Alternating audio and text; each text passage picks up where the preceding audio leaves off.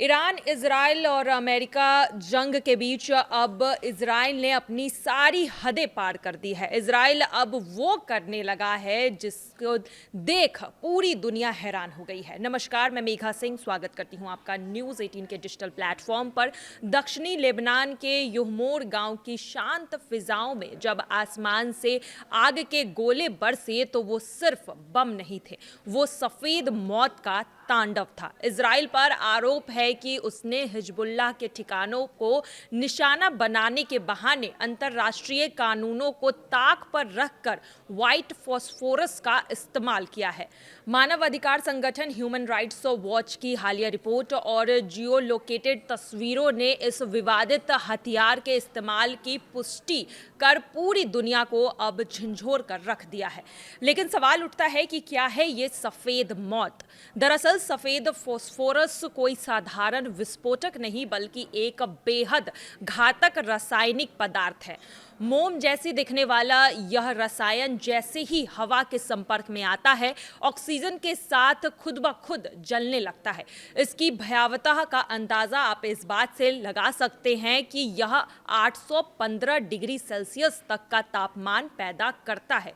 इंसानी शरीर 50 से 60 डिग्री की गर्मी में झुलसने लगता है। उसके लिए 815 डिग्री का तापमान साक्षात यमराज का सामना है। जब यह रसायन त्वचा पर गिरता है तो यह मांस को गलाते हुए सीधे हड्डियों तक पहुंच जाता है। इसके घाव कभी भी ठीक नहीं होते हैं और इससे निकलने वाला धुआं फेफड़ों को इस कदर छल्ली कर देता है कि इंसान तिल तिल कर दम तोड़ देता है।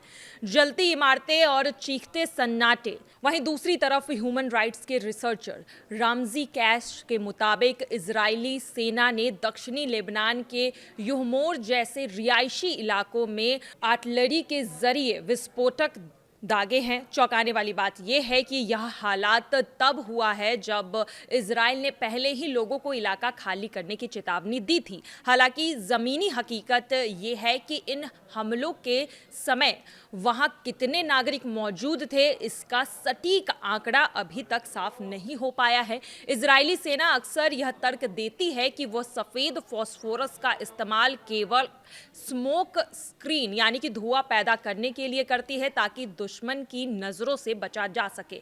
लेकिन अंतर्राष्ट्रीय कानून के तहत नागरिक आबादी के बीच इसका उपयोग बिल्कुल भी मनाही है। इसका उपयोग आप नहीं कर सकते हैं।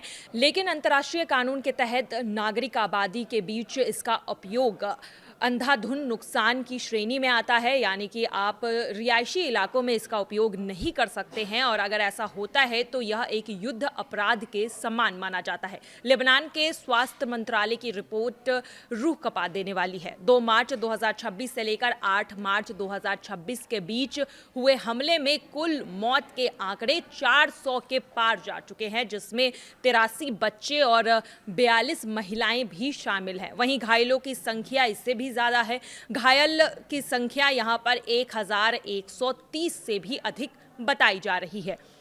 निशाना यहां पर दक्षिणी लेबनान, बेंका घाटी और बेरूत के रिहायशी इलाकों पर किया गया है। स्वास्थ्य मंत्री रकान नासरुद्दीन ने इसे एक गहरा मानवीय संकट करार दिया है। रिहायशी इलाकों में इस केमिकल को गिराना न केवल तत्काल मौत का कारण बन सकता है बल्कि जीवित बचे लोगों के लिए भी ऑर्गन फेल्योर और गहरे इन्फेक्शन जैसी लाइलाज बीमारियां भी छोड़ जा सकता है। और जिस तरह से इजराइल धड़ल्ले से इस व्हाइट फॉस्फोरस का इस्तेमाल कर रहा है, ये मानव अधिकार का उल्लंघन है। लेकिन अब देखना ये होगा कि इसके इस्तेमाल को लेकर क्या इजराइल के खिलाफ कोई कार्रवाई की जाती है या नहीं।